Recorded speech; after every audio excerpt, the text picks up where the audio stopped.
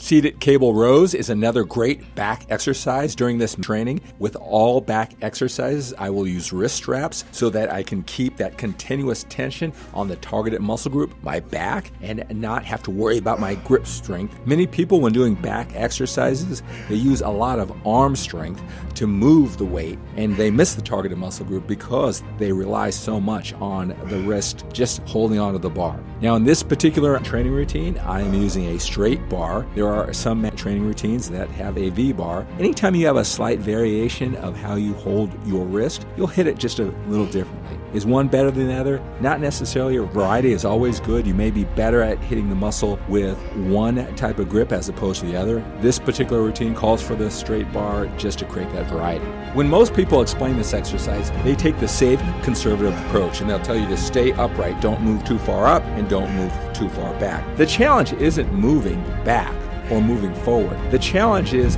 not having the right timing so you hit your lats. So you want to move forward so you can get the longest stretch possible. When you're pulling it back, it's that timing.